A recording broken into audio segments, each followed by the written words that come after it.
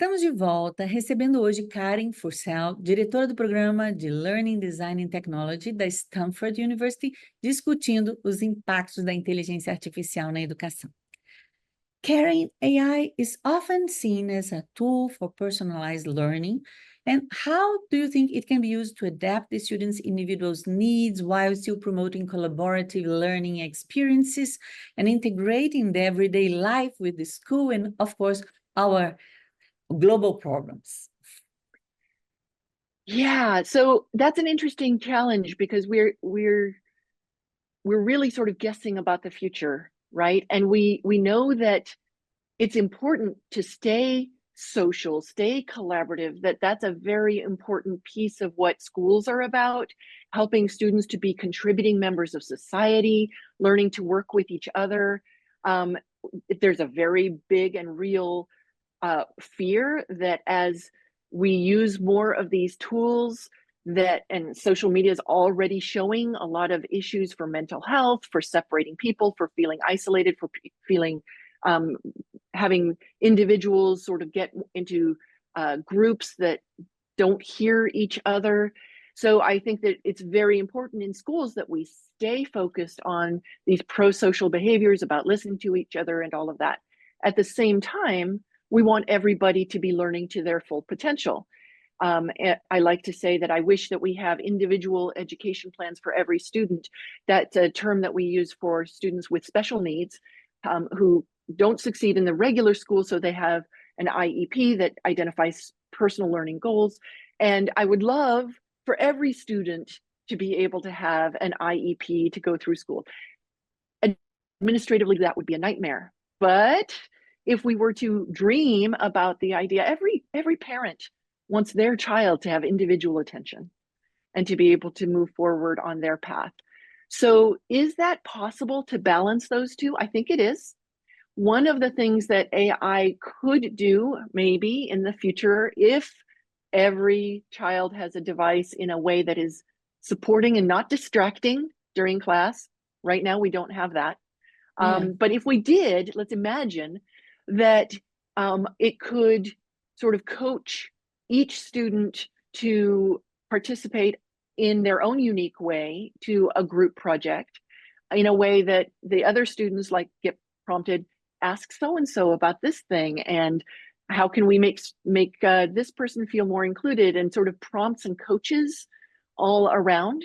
We already have a little bit of that kind of work going on at Stanford. We have a project that was actually done in a class last year where the professors built and instituted a chatbot. It was listening to the students' conversations with their permission, of course. And they said, hey, you're talking a little bit too much. You haven't heard from so-and-so. Could you ask them to contribute to the conversation? It was just time.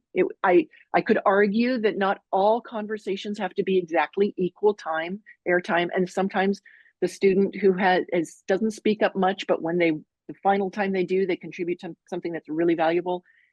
There are different patterns of communication that could be valuable, but it's an interesting idea that you could actually listen in on conversations and give students real-time prompts to change the flow of communication and collaboration in the group. That's very interesting. It gives us a lot of possibilities. And indeed, you know, a lot of other experiences that are very nice in the US, in the world. Maybe you could share with us some of these fascinating experiences that you are seen to flourish besides Stanford's one. Ooh, I hesitate to talk about other people's work, not because I don't think they are fantastic, but because I don't know it as well as I know the Stanford work. I do know that a lot of people are exploring this. We just had one of our professors, Victor Lee, does a classroom resources for teachers to learn and teach about AI, and that's another website I can drop in the chat. And they just went to Germany to work with teachers on professional development there. And really interesting to explore what different communities are doing to support teachers in understanding how to use this tool, what it's good for, how they might be able to increase their efficacy as teachers, change their pedagogies. support students in doing more creative, more project-based work. So that's definitely something that's happening in a lot of places. Yes, very nice.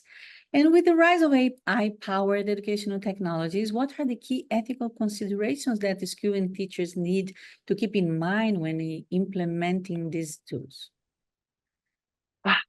So many. I've already mentioned, we're not there yet. This is very early days in AI.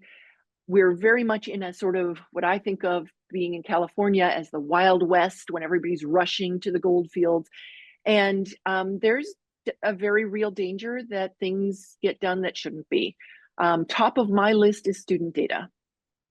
In the United States, we have the FERPA. I'm sure there are similar laws in other countries that protect students' educational data. We have to be very careful that when we use these tools, that we don't, especially as teachers, that we don't put our students' data up on the internet without the proper safeguards in place.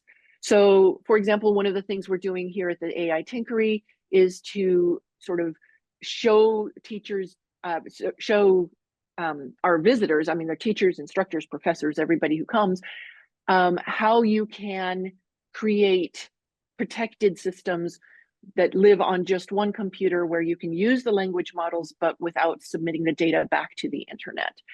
As a matter of fact, Stanford University has just created its own AI playground for Stanford personnel, students, teachers, faculty, staff, to be able to do Stanford work without contributing it back to the large language models. So data is the biggest one. As a research university, of course, we also care a lot about doing research, and we have to be extra careful and make sure that we have the safeguards in place before we ever start to use any of these tools for data analysis, for example. So student data is the biggest one, but there are others. I personally, as a parent, as a researcher, am interested in how we use tools in ways that are developmentally appropriate for children. And I have recently been reading Anxious Generation by Jonathan Haidt, who has a fascinating take on the damage that it can do for children, especially before puberty, to be in these unmoderated online spaces. And we've seen just a huge change in what social media does, what gaming does, all these addictive technologies. We have to be very careful about providing these to kids in an uncontrolled way. It has real benefits for education, but we need to be real careful about doing that in ways that are for the benefit, not risking the undermining the learning by having these challenges. Yes, that's very, very important, because small kids, they don't really make the difference between the real and the fantastic magical world or the technology. So that's why could just put down like the age, I think 12 or 13, that the AI should be used.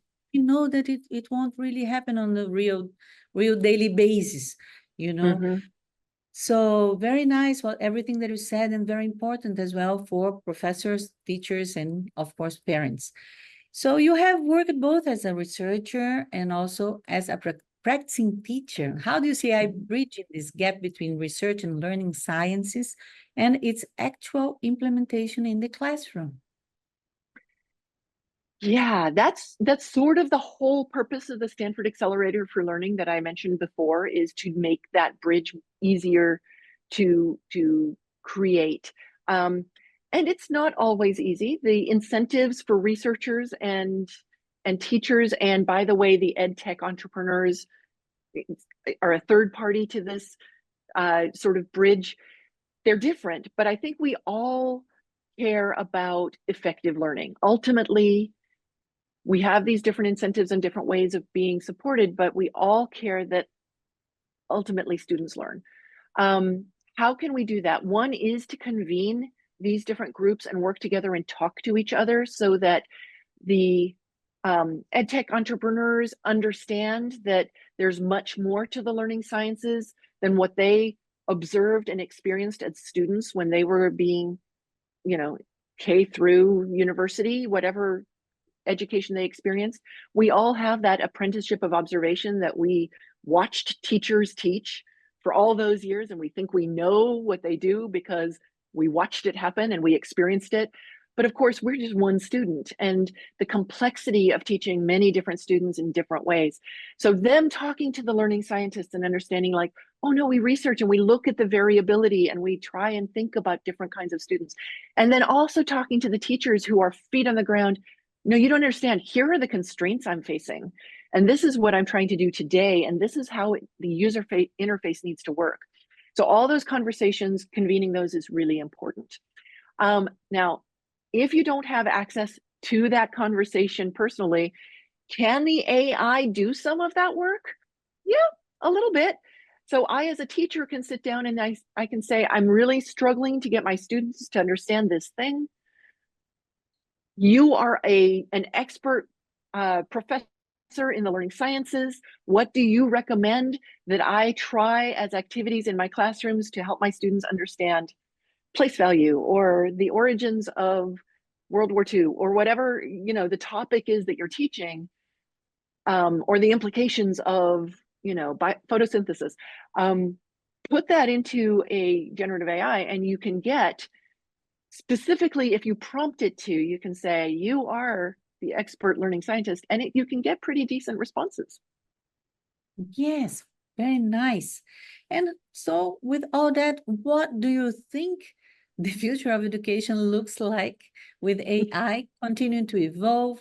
How can we improve all these learning outcomes we need? Yeah. Oh, guessing here. And it's so hard because this is happening so fast. What used to take decades is happening in, you know, days. What's going to happen in the next 1,000 days? I can only talk about what I hope. I hope that we keep the focus on learning. I hope that we keep rather than profit, because it's very easy for the people who have these systems to focus on business models and how can we make money out of education. I hope that we focus instead on efficacy, on measuring whether students are actually learning what we want them to learn. I hope that we keep teachers in the loop, so we keep it respectful and understanding and clued into what teachers need and use. I hope that the industry spends a significant amount of every dollar that they spend on generating AI on the guardrails and the ethics and the like making sure that the system is working, you know. I just hope that we really invest in making this a series of tools that are for the benefit rather than the detriment, undermining the work we're doing on helping people to learn. Yes, we have definitely a very challenging and fascinating future to come. And I'm very pleased to hear everything that you've been doing in Stanford with your colleagues. And I'm sure everybody that is following us on this show is, of course, have a lot also to receive. So, Karin, we have still more time here for a final word that you could give for the people here in Brazil. What you can be free to tell us whatever you think it would be useful for us. So I'll tell you the thing that is most interesting to me that I'm thinking a lot about as far as this field. I mentioned at the beginning, creativity is one of the things I'm excited about. The curriculum is another.